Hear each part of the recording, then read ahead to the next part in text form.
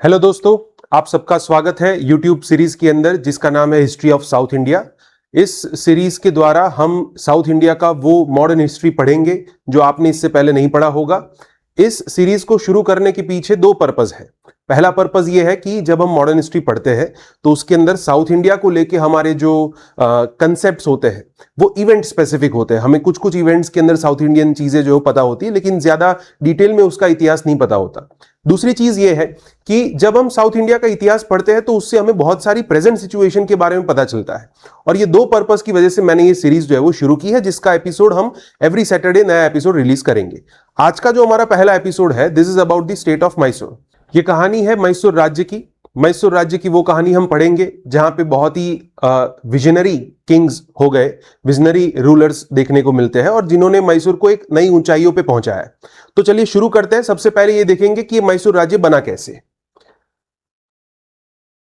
1565 के अंदर south India में एक स्टेट हुआ करता था जिसका नाम था विजयनगर एम्पायर। वो विजयनगर एम्पायर जो है उसका डिसइंटीग्रेशन होता है बैटल ऑफ तालीकोटा के अंडर। और जब बैटल ऑफ तालीकोटा हुआ और उसके बाद वहां पे जो पालेगार्स थे जिनको हम वडियार कहते हैं, वो वडियारों के राजा थे, राजा वडियार फर्स्ट। राजा वडियार फर्स्ट ने क्या किया, 1610 के अंदर वहां की एक जगह थी सेरिंगपट्टनम। अब उसको श्रीरंगपट्टनम भी कहते हैं और कुछ जगह पे सेरिंगपट्टनम भी कहते हैं। तो राजा वडियार फर्स्ट ने क्या किया, 1610 के अंदर सेरिंगपट्टनम जो है वो अपने कब्जे में ले लिया और वहां से वडियारों की डायनेस्टी जो है वो शुरू होती है। और उसके बाद वो जो प्रदेश उनके कब्जे में आया जिसको नाम दिया गया मैसूर। तो मैसूर राज्य की स्थापना हुई कैसे? विजयनगर साम्राज्य का डिसइंटीग्रेशन हुआ 1610 में, राजा वडियार फर्स्ट ने मैसूर राज्य की स्थापना की।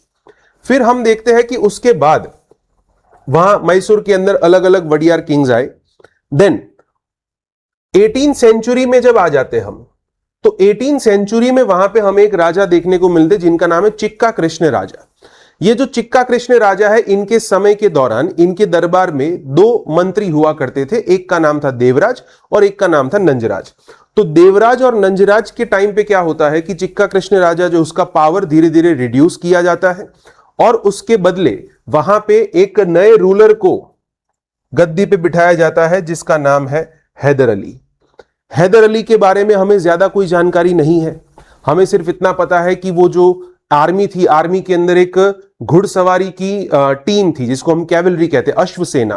तो वो जो अश्वसेना थी उसका चीफ था हैदर अली, लेकिन उसकी डिप्लोमेटिक स्किल बहुत ही खतरनाक थी और देवराज और नंजराज की मदद से Hyder Ali became the de facto ruler of Mysore. 1761 की बात है कि जब हैदर अली जो है वो डी फैक्टो रूलर बनते हैं। अच्छा, अब डी फैक्टो रूलर वगैरह का मतलब क्या होता है, इसको आप यूं समझिए कि आज जब हम भारत की बात करते हैं तो भारत में हमको संविधान के मुताबिक दो टाइप के एग्जीक्यूटिव देखने को मिलते हैं।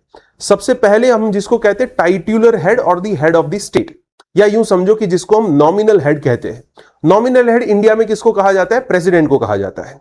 और अगर हम मैसूर की बात अगर हम रियल एग्जीक्यूटिव की बात करें तो रियल एग्जीक्यूटिव के तौर पे हम प्राइम मिनिस्टर को देखते हैं। Who is the real leader of the country? तो prime minister. Who is the constitutional head of the country? वो है प्रेसिडेंट। ठीक उसी तरीके से मैसूर के अंदर टाइट्यूलर हेड या नॉमिनल हेड कौन रहे? चिक्का कृष्ण राजा।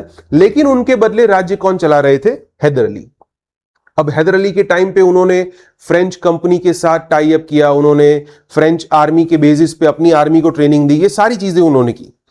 अब धीरे धीरे उनका कंफ्लिक्ट शुरू होता है किसके साथ? ब्रिटिश ईस्ट इंडिया कंपनी के साथ। तो यूं समझो कि हैदर अली के दौरान अंग्रेजों के साथ कंफ्लिक्ट शुरू होता है और जिसको हम कहते हैं फर्स्ट एंग्लो मैसूर वॉर। अब ये जो फर्स्ट एंग्लो मैसूर वॉर है उसके अंदर हैदर अली जीतता है, मतलब कि मैसूर जीत जाता है और अंग्रेज जो है वो हारते हैं। खैर, कहानी थोड़ी आगे बढ़ती है। हैदर अली जो है उसकी डेथ होती है 1782 के अंदर, 1782 के अंदर।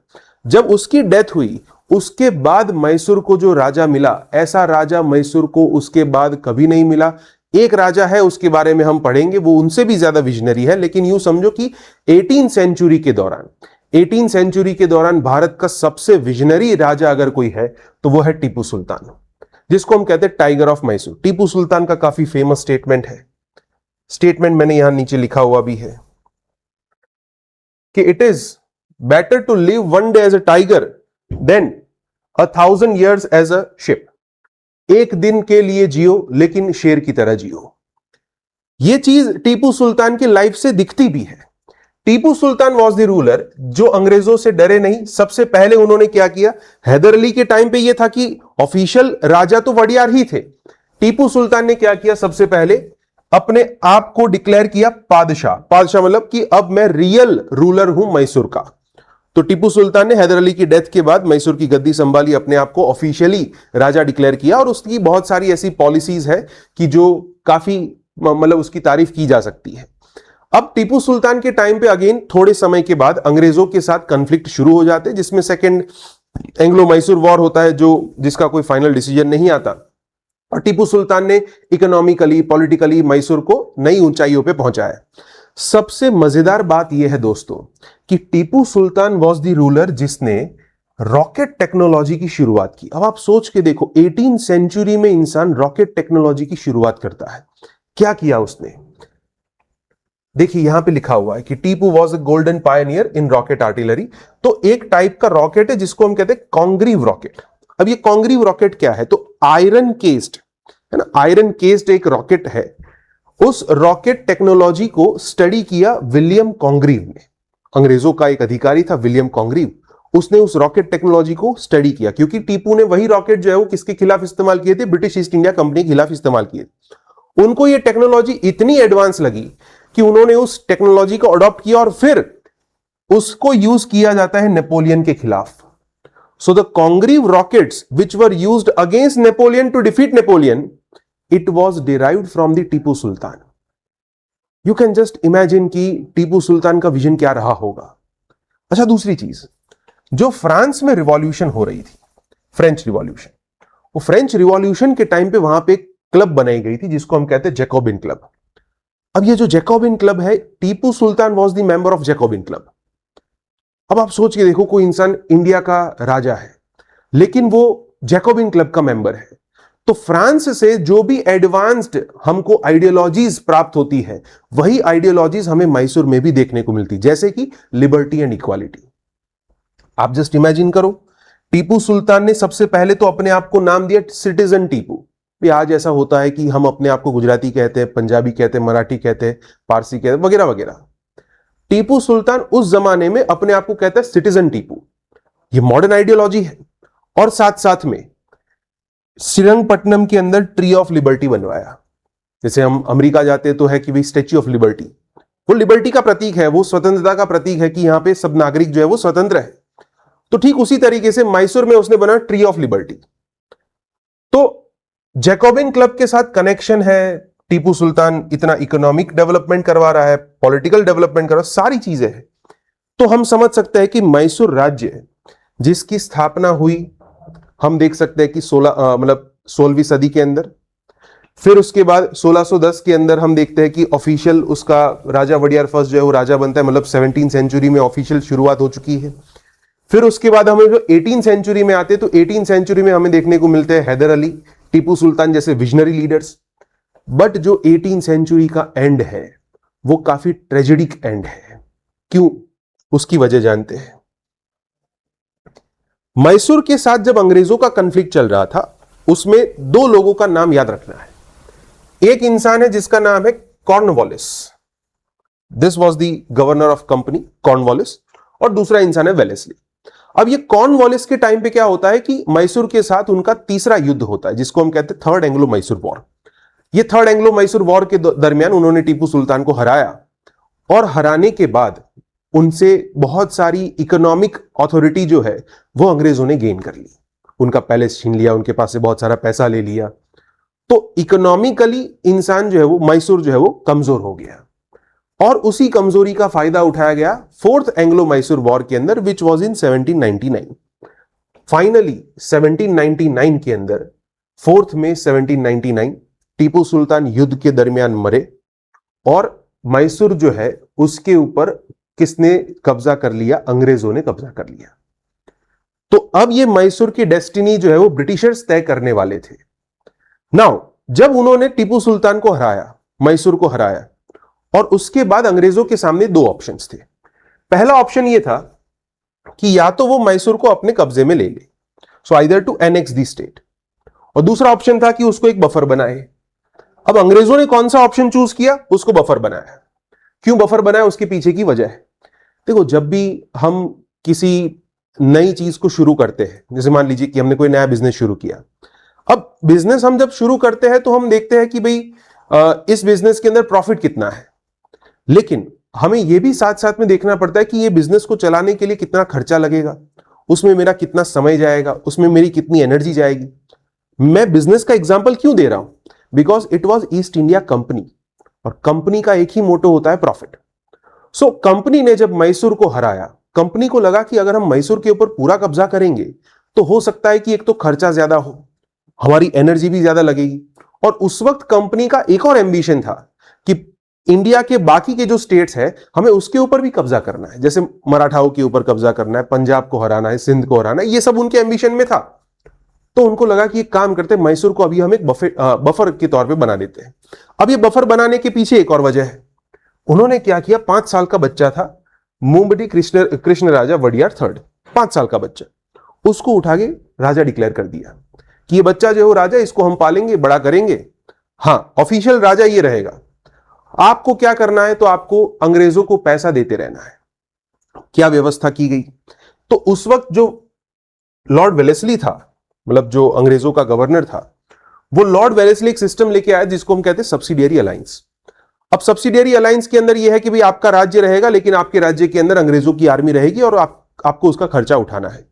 तो देखिए उन्होंने क्या क्या सेटलमेंट्स किया। सबसे पहली चीज, सब्सिडियरी अलायंस साइन कर ली। अब सब्सिडियरी अलायंस साइन कर ली तो सबसे पहली चीज कि भी आपके राज्य के अंदर ब्रिटिश आर्मी रहेगी, उसका खर्चा आप उठाएंगे। दूसरा, अगर खर्चा नहीं दे पाए तो फिर उतने रकम की जमीन हमारे नाम कर देनी। तीसरा, आपके दरबार में एक ब्रिटिश रेजिडेंट रहेगा। अब छोटा बच्चा तो राजा है, उसके दरबार में 10 ब्रिटिश रेजिडेंट रहे तो भी क्या बात है। फिर उसके बाद वो जो सब्सिडियरी अलायंस थी उसके अंदर यह लिखा गया था कि मैसूर को 24 लाख पेगोडा की रकम अंग्रेजों को देनी होगी एन्युअली। बहुत बड़ी रकम है, यह सब्सिडियरी अलायंस का परिणाम है। एक और चीज याद रखना है, उस सब्सिडियरी अलायंस का आर्टिकल 4 और 5। आर्टिकल 4 और 5 यह कहता है कि इन केस भविष्य में ऐसा कुछ भी हुआ, हमें अगर ऐसा लगा कि आपका एडमिनिस्ट्रेशन ठीक नहीं चल रहा है, तो हम आपका स्टेट आपके पास से छीन लेंगे। अभी क्या है, मैसूर एक बफर है, छोटा बच्चा राजा के तौर पे बिठाया है। भविष्य में ऐसा कुछ भी हुआ कि आप हमारा एडमिनिस्ट्रेशन फॉलो नहीं कर रहे, तो हम क्या करेंगे, आपके स्टेट के ऊपर पूरा कब्जा कर लेंगे। We will annex the state. So this was written in the article 4 and 5 of the subsidiary alliance. Now 1831 तक कुछ नहीं था। 1831 तक मामला एकदम सिंपल है, कोई इश्यू नहीं है, वो बफर की तरह चल रहा है। 1831 में मैसूर के अंदर एक रेबेलियन होता है। उस रेबेलियन का नाम है नागर रेबेलियन। नागर रेबेलियन याद रखिएगा। अब जब नागर रेबेलियन हुआ, अब देखो ये क्या था एग्जैक्टली इश्यू। इसको यूं समझो कि अगर जैसे आजकल आप स्थिति देखते हैं कि भाई जो मिडल ईस्ट के अंदर क्राइसिस चल रही है, तो मिडल ईस्ट क्राइसिस की वजह से जो क्रूड ऑयल है वो महंगा हो गया है। अब जब क्रूड ऑयल महंगा होता है तो भाई हम जिसके पास से खरीदते हैं, अगर वही चीज महंगी है तो हमें क्या करना पड़ेगा, हमें हमारी इकोनॉमी को सेव करने के लिए हमारी जो प्रजा है उसके ऊपर टैक्स लगाना पड़ा। तो फिर आपने देखा कि गवर्नमेंट ने पिछले कुछ दिनों के अंदर पेट्रोल डीजल के दाम जो है बढ़ा दिए। तो उस वक्त जब मैसूर अंग्रेजों को सब्सिडी प्रोवाइड कर रहा है, देखो हमने यहां पे देखा अभी कि 24 लाख पेगोडा की सब्सिडी प्रोवाइड करनी। अब मैसूर को कहीं से तो पैसा लाना पड़ेगा अंग्रेजों को देने के लिए। तो फिर हुआ यह कि जो मैसूर के एडमिनिस्ट्रेशन के लोग थे उन्होंने क्या किया, प्रजा के ऊपर टैक्स जो है बढ़ा दिया। अब जब प्रजा के ऊपर टैक्स बढ़ाओगे तो आप सबको पता है कि प्रजा क्या करेगी, सामने अपने अधिकार मांगेगी। तो वहां पे जो पीजेंट्स थे, वहां के जो किसान थे, उन किसानों के अंदर एक लीडर थे उनके, जिनका नाम था सरदार मल्ला। उस सरदार मल्ला की लीडरशिप के अंदर वहां के किसानों ने एक विद्रोह शुरू किया और उस विद्रोह को हम कहते हैं नागर रेबेलियन। तो नागर रेबेलियन क्या है, basically it is a peasant uprising. और उस पीजेंट अपराइजिंग के दौरान हुआ यह कि इतना खतरनाक तरीके से मैसूर राज्य और अंग्रेजों के खिलाफ विरोध किया गया। अब इस विद्रोह का परिणाम यह आया, देखो अंग्रेजों ने, मैंने अभी आपको बताया कि उन्होंने आर्टिकल 4-5 में लिखा है कि भविष्य में कोई भी गड़बड़ होगी तो आपके पास से आपका राज्य छीन लेंगे। और गड़बड़ हुई 1831, और जैसे ही नागर रेबेलियन हुआ अंग्रेजों को मौका मिल गया, उन्होंने क्या किया, मैसूर पूरा अपने कब्जे में ले लिया। और अब मैसूर के अंदर वडियार है, लेकिन वो सिर्फ नाम के राजा है, पूरा स्टेट किसके हाथ में? अंग्रेजों के हाथ में। और 1831 से 50 साल तक, 1831 से 81 तक 50 साल तक अंग्रेजों ने डायरेक्टली मैसूर को चलाया, डायरेक्टली। तो नाम मतलब राजा जो थे वो सिर्फ नाम के राजा रहे और पूरा स्टेट जो है किसके हाथ में आ गया? अंग्रेजों के हाथ में आ गया। और अब वो 50 साल के दरमियान अंग्रेजों ने क्या किया, हम उसकी बात करते हैं। 1831 से 1881 ये पूरा 50 साल का 19th सेंचुरी का पीरियड है। इसमें आपको दो लोगों को याद रखना है। ये जब मैसूर उनके हाथ में आया तो दो लोग मैसूर चला रहे थे। पहले जो कमिश्नर है मैसूर के, उनका नाम है सर मार्क क्यूबन। 1834 से लेके 61 तक ये मार्क क्यूबन जो है वो कमिश्नर रहे। और फिर उसके बाद जो सेकंड कमिश्नर थे, जिनका नाम है LB बोरिंग, तो 1862 से लेके 1880 तक ये कमिश्नर के पद पे रहे। अब इनके दौरान क्या क्या स्टेप्स लिए गए, हम उसकी बात करते हैं। सबसे पहले हम बात करते हैं कि जुडिशियरी एंड लॉ की फील्ड में क्या किया गया। देखो, मैसूर के अंदर अभी तक जो भी न्याय व्यवस्था थी वो वहां के समाज के द्वारा बनाई हुई थी। समाज के द्वारा जब न्याय व्यवस्था बनाई जाती है तो आप सबको पता है कि उसके जो रिजिड नॉर्म्स होते हैं, अगर आपने ये सब चीजें फॉलो नहीं की तो आपको इतनी इतनी सजा दी जाएगी, कास्ट में बिलीव करना है, क्लासिफिकेशन होता है, ये सारी चीजें हैं। तो अब जब उनके पास ऑलरेडी कानून व्यवस्था थी मैसूर के पास खुद की, जो कि बहुत सारे लोगों के लिए इनजस्टिस था, तो मार्क क्यूबन ने क्या किया? सबसे पहला कि उसने पनिशमेंट सिस्टम जो है वो इंडियन पीनल कोड के साथ अलाइन कर दी। अब देखो 1860-61 में आता है इंडियन पीनल कोड, और जब इंडियन पीनल कोड के अंदर सारी चीजें लिखी हुई है कि ये क्राइम के लिए ये सजा, ये क्राइम के लिए ये सजा, तो उन्होंने कहा कि भाई आपकी खुद की सिस्टम अलग क्यों है, तो फिर आप भी वही सिस्टम फॉलो करो जो पूरा देश फॉलो करेगा। तो उन्होंने जो लीगल जुडिशियल सिस्टम थी उसको अलाइन कर दिया किसके साथ? इंडियन पीनल कोड के साथ। ये पहला रिफॉर्म है। दूसरी चीज क्या है? 1881 में होता है जी रेंडिशन ऑफ 1881। अब देखो इसका मतलब क्या होता है। 1857 में आप सबको पता होगा कि इंडिया में रिवॉल्ट होता है, रिवॉल्ट ऑफ 1857। 1857 से पहले कंपनी का शासन चल रहा था, और 1857 के बाद क्राउन का शासन शुरू होता है। अब जब ब्रिटिश क्राउन यहां पे आया और उसने चीजों को एनालाइज किया कि भाई ये इतना बड़ा रिवॉल्ट हुआ क्यों, तो पता चला कि यहां के लोगों के अंदर कंपनी के प्रति एक नफरत थी कि कंपनी हमको एक्सप्लॉइट कर रही, और जिसके चलते यहां के लोगों की भड़ास जो है वो निकल गई कंपनी के ऊपर। तो अंग्रेजों को लगा कि यार भविष्य में ऐसा हमारे साथ भी हो सकता है, कहीं हमने ज्यादा इन लोगों को एक्सप्लॉइट करना शुरू कर दिया तो ये लोग फिर वापस भड़ास निकालेंगे। तो क्राउन को यह पता चल गया कि भाई यहां का प्रदेश जो है वो अपने कब्जे में रखना ये कुछ मामलों में सेफ नहीं है, और इस चीज के चलते 1881 के अंदर, अच्छा उसमें दो तीन और भी फैक्टर है। अंग्रेजों को बाद में पता चला कि भाई मैसूर को हमने जिस तरीके से अपने कब्जे में लिया वो गलत बात है। भाई नागर रेबेलियन हुआ, कोई एक लोकल रेबेलियन इस चीज का कारण नहीं हो सकता कि पूरा स्टेट हम हमारे पास ले लें।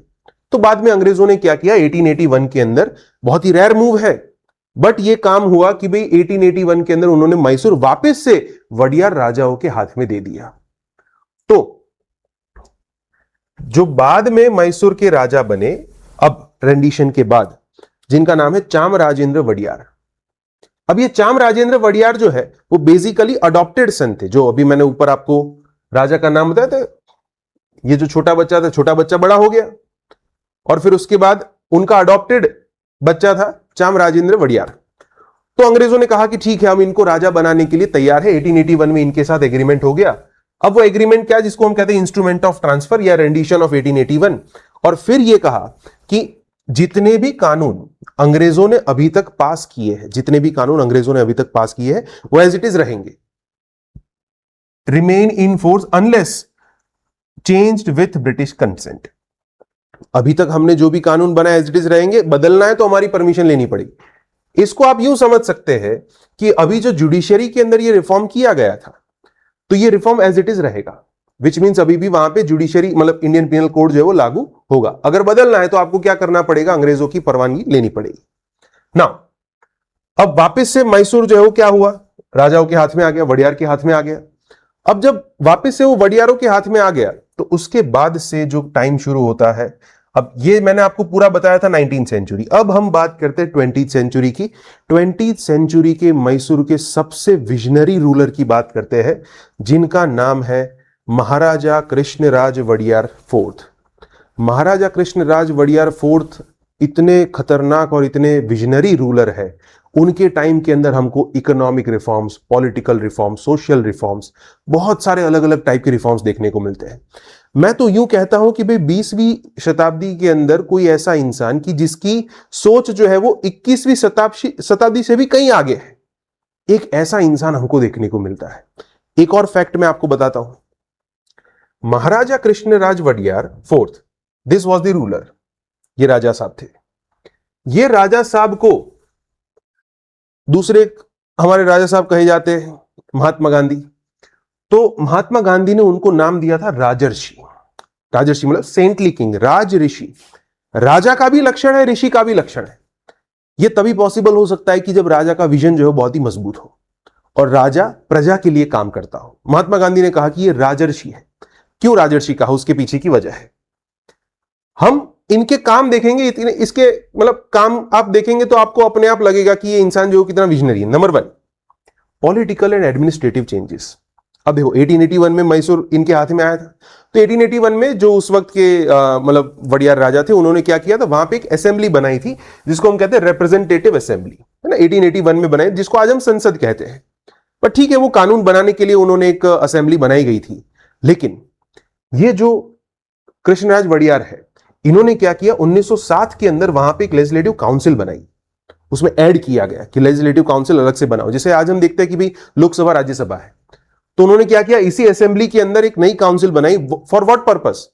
For debate and discussion. राजाशाही के अंदर डिबेट एंड डिस्कशन बहुत कम देखने को मिलता है।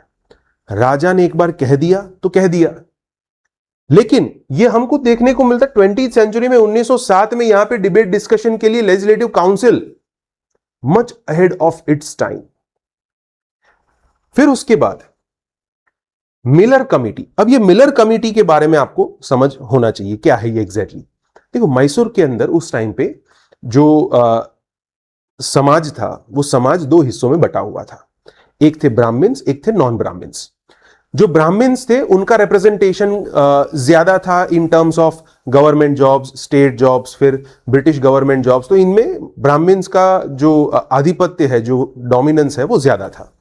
और जिसके चलते वहां के जो नॉन ब्राह्मण्स थे, उनको ये रियलाइज हुआ कि हमारा रिप्रेजेंटेशन बहुत ही कम है, हमारे साथ अत्याचार भी पास्ट में भी उतना हुआ और अभी हमारा एम्पावरमेंट जितना होना चाहिए उतना नहीं हो पा रहा है। तो जिसके चलते वहां के जो नॉन ब्राह्मण्स थे, उनके द्वारा एक मंडली बनाई गई जिसको हम कहते हैं प्रजा मित्र मंडली। प्रजा मित्र मंडली ने क्या किया, वहां पे एक आंदोलन किया कि हमको हमारे अधिकार चाहिए।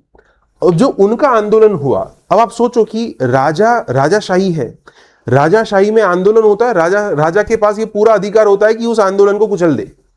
बट जैसे मैंने कहा कि राजर्षि क्यों, जो प्रजा के बारे में सोचे। तो राजा ने कहा कि भाई अगर प्रजा आंदोलन कर रही तो उसके पीछे कोई वजह रही होगी, और वो वजह ढूंढने के लिए उन्होंने क्या किया, एक कमिटी बनाई जिसको हम कहते हैं मिलर कमिटी। ये सर लेस्ली क्रीरी मिलर, ये उसके चेयरपर्सन थे, और इन्होंने पूरे मामले को इन्वेस्टिगेट किया। इन्वेस्टिगेट करने के बाद इनके पास जो डेटा आया, जिसके तरफ से ये जानने को मिला कि भाई जो नॉन ब्राह्मण्स है उनका रिप्रेजेंटेशन वाकई में कम है। तो फिर उन्होंने एक फैसला लिया कि नॉन ब्राह्मण्स के लिए 50% रिजर्वेशन होना चाहिए। मतलब आधी जॉब्स ब्राह्मण के लिए तो आधी जॉब्स का रिजर्वेशन होना चाहिए नॉन ब्राह्मण्स के लिए। ये भारत का पहला ऐसा रिपोर्ट है या पहला ऐसा स्टेप है कि जिसके अंदर रिजर्वेशन दाखिल किया गया हो फॉर दी नॉन ब्राह्मण्स। आप सोच के देखो कि उस टाइम पे, हम बात कर रहे हैं अभी तो 20वीं शताब्दी की शुरुआत की, उस टाइम पे ये पॉजिटिव डिस्क्रिमिनेशन वाली चीज जो है वो एंटर होती है in the state of Mysore. तो रिजल्ट ये आया कि 50% रिजर्वेशन दिया जाए। अच्छा, ये जो 50% रिजर्वेशन वाला मामला था, हैरानी की बात यह है कि वहां के एक दीवान को यह मजा नहीं आया। दीवान का नाम आपने सुना ही होगा डेफिनेटली, जिनका नाम है सर एम विश्वेश्वरैया, जो मैसूर स्टेट के दीवान थे। अब उनको लगता, मतलब सर एम विश्वेश्वरैया जो है वो काफी, मतलब उनके नाम पे हम नेशनल इंजीनियरिंग डे वगैरह मनाते हैं और इंजीनियरिंग की फील्ड में उनका कंट्रीब्यूशन बहुत ज्यादा है। तो एम विश्वेश्वरैया जो थे, उनका मानना यह था कि भाई गवर्नमेंट जॉब्स जो है वो प्योरली मेरिट के बेसिस पे होनी चाहिए। वो राजा से भिड़ गए कि नहीं राजा साहब आप ये नहीं कर सकते। उसके बावजूद राजा ने कहा कि नहीं, अगर ये प्रजा के हक में है तो मैं ये डिसीजन लूंगा, भले ही उससे फिर मेरे दीवान जो उनको बुरा लगे या मेरे प्राइम मिनिस्टर जो है उनको बुरा लगे। दीवान का पद जो है प्राइम मिनिस्टर के इक्विवेलेंट था, राजा का पद जो है प्रेसिडेंट के इक्विवेलेंट था, लेकिन फिर भी राजा ने कहा कि प्राइम मिनिस्टर को बुरा लगे तो लगे, लेकिन मैं तो ये बात करवा के ही रहूंगा। तो 50% रिजर्वेशन नॉन ब्राह्मण्स के लिए शुरू हो गया, और ये चीज से कौन सहमत नहीं थे? एम विश्वेश्वरैया सहमत नहीं थे। तो वी कैन सी कि एक ऐसा विजनरी लीडर जिसने बोल्ड रिफॉर्म्स लिए और उनकी लेगेसी जो है आगे जाके कंटिन्यू भी होती है। ये तो हमने पॉलिटिकल रिफॉर्म्स की बात की। अब हम बात करते हैं सबसे इंपॉर्टेंट इकोनॉमिक रिफॉर्म्स की। देखिए, इकोनॉमिक रिफॉर्म्स की तो मतलब आप बात करो तो उसमें तीन चीजें सबसे खतरनाक आपको जो देखने को मिलती है, उसमें सबसे पहला है गोल्ड। तो आज आप सबको पता है कि गोल्ड की क्राइसिस है, प्रधानमंत्री जी ने कहा कि भाई गोल्ड नहीं खरीदना है वगैरह वगैरह। उस जमाने में आपने एक मूवी देखी होगी शायद, केजीएफ। तो केजीएफ का फुल फॉर्म होता है कोलार गोल्ड फील्ड्स। तो ये जो कोलार रीजन है ये मैसूर राज्य के अंदर ही आता है। ये जो हमारे राजा साहब थे कृष्णराज वडियार, उनके टाइम पे 1905 में केजीएफ जो है भारत का 95% गोल्ड प्रोड्यूस करता था। भारत का 95% गोल्ड जो है वो केजीएफ से प्रोड्यूस होता था। आप सोच के देखो, no doubt demand was excessive, but उस रीजन के पास उतनी कैपेबिलिटी थी कि इंडिया की इतनी बड़ी डिमांड जो है उसको भी फुलफिल कर सके। लेकिन अब फिर सवाल आता है कि सर ये माइन वगैरह चलती कैसे थी, या इससे पहले ऐसा क्यों नहीं हुआ? तो दूसरी चीज समझो, उस जमाने में वो जो राजा साहब थे उन्होंने एक डैम बनवाया, सिवाना समुद्र डैम। अब ये जो डैम है वो उस जमाने में रिन्यूएबल एनर्जी प्रोड्यूस करता था, और वो रिन्यूएबल एनर्जी कहां काम में आती थी? ये माइन को चलाने में काम में आती थी। तो रिन्यूएबल एनर्जी, सिवाना समुद्र डैम। तीसरी चीज, अब वर्ल्ड वॉर फर्स्ट चल रहा था, आप सबको पता होगा 1914 से लेकर 1919 ये फर्स्ट वर्ल्ड वॉर का टाइम है। फर्स्ट वर्ल्ड वॉर के टाइम पे हमारा जो एक्सपोर्ट वगैरह था वो थोड़ा डिसरप्ट हो चुका था। तो राजा साहब ने क्या किया, मैसूर के अंदर ऑयल डिस्टिलरी शुरू करवाई। अब मैसूर का जो रीजन है वहां पे चंदन वगैरह उसके पेड़ वगैरह मिलते हैं, तो उन्होंने क्या किया, ऑयल डिस्टिलरी शुरू करवाई, और उसमें से चंदन के साबुन, चंदन का ऑयल, इन सब को बनाने के लिए मैसूर ऑयल कंपनी शुरू की। इतनी फेमस कंपनी, यहां से सोप एंड ऑयल का एक्सपोर्ट दुनिया भर में किया जाता था, और दुनिया भर का फॉरेन एक्सचेंज जो है वो हमारे पास था, मतलब मैसूर के पास था। तो first thing, Kolar gold field, 95% of India's demand. Second, water, Siwana समुद्र डैम, इरिगेशन, रिन्यूएबल एनर्जी, जिससे एनर्जी मिलती थी माइंस को। और तीसरी चीज, एक्सपोर्ट। एक्सपोर्ट पे कैसे फोकस किया, ऑयल कंपनी बनवाई, साबुन, ऑयल, ये सारी चीज दुनिया भर में एक्सपोर्ट होती थी। Just imagine the vision of the leader. फिर उसके बाद, अच्छा एक और चीज है, 1911 के अंदर एक इकोनॉमिक कॉन्फ्रेंस बुलाई जाती। सर एम विश्वेश्वरैया जो उसके चेयरपर्सन थे। क्यों? पर्पस देखिए आप सिर्फ, to bridge the gap between the government policy and private trade. सरकार अपनी पॉलिसी बनाती है, सामने प्राइवेट कंपनी जो है उनकी हालत कुछ और है। तो सरकार की पॉलिसी जो है वो प्राइवेट ट्रेड को भी ध्यान में रख के बननी चाहिए। गवर्नमेंट की पॉलिसी ऐसी होनी चाहिए जिससे ट्रेड जो है वो फ्लरिश हो, ना कि हम ट्रेड को प्रिवेंट करें। उस जमाने में आप सोच के देखो, हमारे यहां प्लानिंग कमीशन का काम शुरू होता है 1951 से। उन्होंने उस जमाने में 1911 के अंदर ये प्लानिंग कमीशन बनवाया था, much ahead of its time. फिर उसके बाद एक और अगर मैं आपको फैक्ट बताऊं, यहां पे गलती से मैसूर स्टेट लिखा हुआ है, ये मैसूर सिटी आएगा, ठीक है। इंडिया का एवरेज लिटरेसी रेट जो है 7% के आसपास था। मैसूर का एवरेज लिटरेसी रेट जो है वो 36% था, मैसूर सिटी का। जस्ट इमेजिन कि एक ऐसा शहर बनवाया, वो शहर इतना डेवलप था कि इंडिया के एवरेज लिटरेसी से कई गुना ज्यादा, ऑलमोस्ट 30% ज्यादा उसकी खुद की लिटरेसी है। तो कितने लोग पढ़े लिखे होंगे आप जस्ट इमेजिन कर सकते हैं, क्योंकि इकोनॉमिक एम्पावरमेंट है वो पढ़ाई लिखाई से ही आएगा, सीधी बात है। फिर उसके बाद Mysore iron and steel industry की बात करते, भद्रावती के अंदर उन्होंने आयरन एंड स्टील इंडस्ट्री शुरू करवाई। अब उस जमाने में जस्ट इमेजिन कि भाई उस इंसान के अंदर टेक्निकल क्यूरियोसिटी भी कितनी होगी। उन्होंने क्या किया, the first plant in India to use charcoal instead of coking coal for smelting. Steel बनाने में जो स्मेल्टिंग की प्रोसेस है उसमें कोकिंग कोल के बदले चारकोल का इस्तेमाल करवाया। केमिकल प्योरिटी का फायदा मिलता है, एनवायरमेंटल पॉल्यूशन कम बनता है, और उसका जो स्ट्रक्चर है वो भी अलाइन रहता है। इमेजिन कि 20th सेंचुरी में भी इतना अच्छा विजन इतना सस्टेनेबल विजन कि भाई इसका इस्तेमाल करेंगे तो प्योरिटी भी मिलेगी एंड साथ साथ में पोल्यूशन भी कम होगा। ये एक चीज है। फिर उसके बाद आजकल एक कंपनी जो है वो काफी आपने चर्चा में सुनी होगी, हिंदुस्तान एरोनॉटिक्स लिमिटेड। काफी अच्छी कंपनी है, काफी डिफेंस सेक्टर के अंदर आगे है। इस हिंदुस्तान एरोनॉटिक्स लिमिटेड की स्थापना हुई थी हिंदुस्तान एयरक्राफ्ट के तौर पे। कहां? मैसूर में। सो एस्टैब्लिश्ड इन 1940 बेंगलोर के अंदर स्टेट सपोर्ट के साथ हिंदुस्तान एयरक्राफ्ट की स्थापना हुई मिलिट्री एयरक्राफ्ट के रिपेयर के लिए। जस्ट इमेजिन कि आज जो कंपनी डिफेंस सेक्टर के अंदर इतनी आगे है उसकी शुरुआत भी कहीं ना कहीं मैसूर से हुई। फिर एक और चीज, एक प्रोसेस होती है उसको कहते हैं सेरीकल्चर। सेरीकल्चर का मतलब सिल्क का प्रोडक्शन। तो सेरीकल्चर इतना आगे था, इंडिया का 70% सिल्क जो है वो मैसूर में प्रोड्यूस होता है। इंडिया का 70% सिल्क, आप जस्ट इमेजिन कर सकते हैं। फिर उसके बाद बैंकिंग सिस्टम की बात करते हैं। अंग्रेजों की बैंकिंग सिस्टम से भी advance banking system, state bank of Mysore 1913 के अंदर उसकी स्थापना हुई। और अंग्रेजों की मतलब स्टेट ओन्ड बैंक है, अंग्रेजों की बैंक से भी कई गुना आगे। आप सोच के देखो, 1935 के अंदर अंग्रेजों ने आरबीआई बनवाई, 1913 में state bank of Mysore.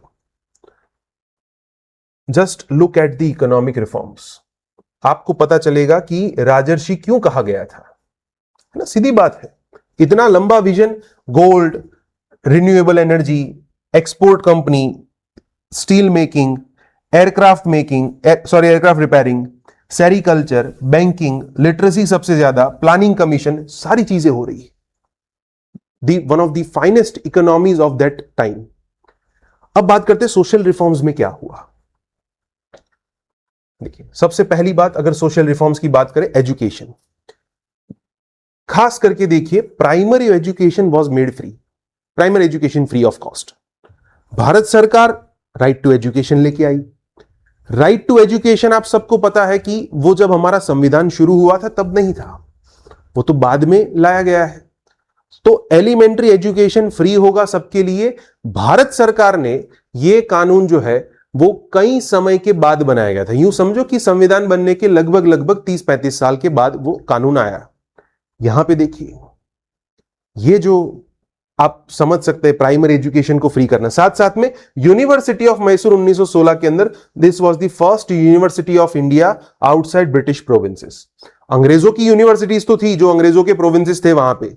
India का पहला ऐसा स्टेट की जहां पे अंग्रेजों के अलावा किसी इंसान ने प्राइवेट यूनिवर्सिटी मतलब स्टेट यूनिवर्सिटी बनाई हो, वो है यूनिवर्सिटी ऑफ मैसूर।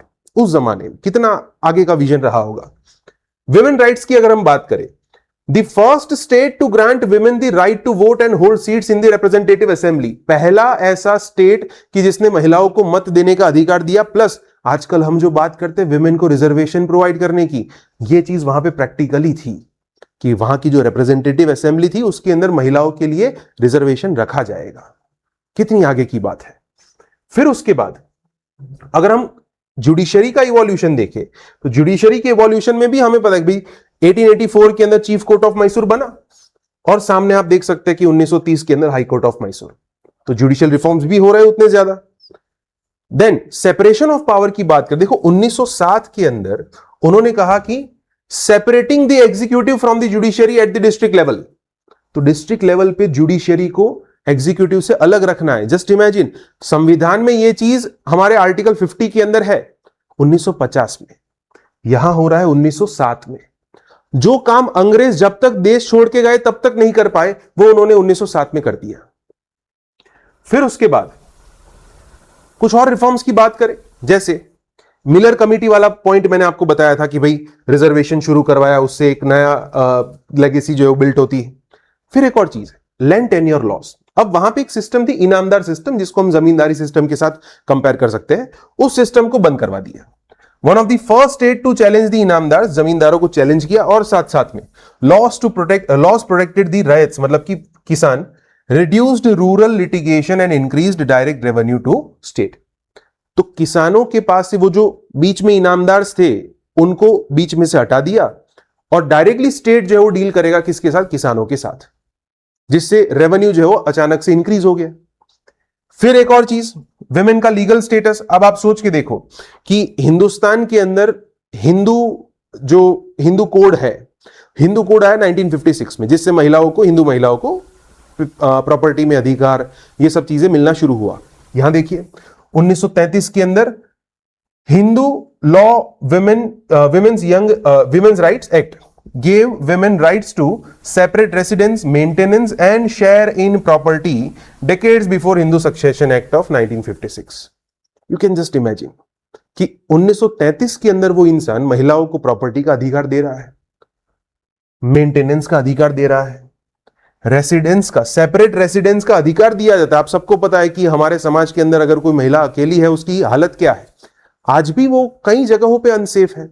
मैसूर के अंदर 1933 से महिलाओं की स्थिति अच्छी है। एंड इन सब चीजों के लिए अगर अंग्रेजों के सामने जाना पड़ा तो भी कोई बात नहीं। अब फिर सवाल आता है कि सर ये सारे रिफॉर्म्स जब 50 साल के लिए अंग्रेजों के पास ये स्टेट था तो अंग्रेज क्यों नहीं कर पाए? अभी हमने देखा कि 1831 से लेके 1881 तक अंग्रेजों के पास मैसूर था। ये सब एडवांस चीजें हैं, एडवांस चीजें कहा जाता है कि भी हमको अंग्रेजों ने सिखाई वगैरह वगैरह, तो अंग्रेजों ने खुद इसको इंप्लीमेंट क्यों नहीं किया? अंग्रेजों के पास वो रिस्क टेकिंग एबिलिटी नहीं थी। अंग्रेजों को लगा कि अगर हम ये रिफॉर्म्स इंट्रोड्यूस करेंगे तो यहां से विद्रोह शुरू हो जाएगा। समाज के अगेंस्ट जाके जब रिफॉर्म्स इंट्रोड्यूस करने हैं उसके लिए डेयरिंग चाहिए, और वो डेयरिंग इस राजा के अंदर था। तो कृष्ण राजा वडियार ने जो भी रिफॉर्म्स लिए, हो सकता है कि उस समय का समाज जो उसको वो पसंद ना आया हो, बट जस्ट आज के नजरिए से जब आप देखते हैं तो आपको समझ में आता है कि उस इंसान का विजन कितना एडवांस था। फिर उसके बाद उनके मतलब 1940 तक वो रहे। फिर उसके बाद जो नए राजा आए जिनका नाम है महाराजा जयचामराजेंद्र वडियार। अब ये जयचामराजेंद्र वडियार, अब धीरे धीरे हम आजादी के नजदीक आ गए हैं। हम 1947 में जब आजाद हुए उससे जस्ट पहले मैसूर के अंदर एक आंदोलन होता है, मैसूर चलो आंदोलन। अब ये मैसूर चलो आंदोलन के अंदर लोगों की डिमांड ये थी कि अब हमको यहां पे राजाशाही नहीं चाहिए, राजाशाही के बदले हम भी क्या चाहते हैं कि भाई हिंदुस्तान के अंदर मैसूर राज्य जो है वो ज्वाइन हो जाए। नाउ जस्ट इमेजिन कि मैंने पहले ही आपको कहा राजा के पास अधिकार होता है प्रजा अगर आंदोलन करती है उसको सप्रेस करना, लेकिन राजा के अंदर नैतिकता इतनी है कि भाई ठीक है प्रजा की जो इच्छा है वो मेरी इच्छा होनी चाहिए। सामने से जाके उन्होंने भारत सरकार को कहा कि भाई मैं आप इंडियन यूनियन के साथ ज्वाइन होना चाहता हूं और उसके लिए मैं इंस्ट्रूमेंट ऑफ असेशन साइन करने को तैयार हूं। यह उनका बड़प्पन है कि उन्होंने सामने से जाके भारत सरकार को यह अपील की। तो फिर अकॉर्डिंगली गवर्नमेंट के साथ एक एग्रीमेंट हुआ, स्मूथेस्ट ट्रांसफॉर्मेशन की, जिसमें मैसूर को अक्टूबर 1947 के अंदर महाराजा ने एग्री किया कि भाई मैं इंडियन यूनियन के साथ ज्वाइन होने को तैयार हूं। एग्रीमेंट साइन हो गया और K C. Reddy, this is the person K C. Reddy, this person became the first chief minister of Mysore. And राजा के बड़प्पन को ध्यान में रखते हुए राजा को पहला गवर्नर बनाया गया, Rajpramukh. So first governor of independent Mysore, independent India, Maharaja जो अभी हमने देखा Chamarajendra, and first chief minister K.C. Reddy.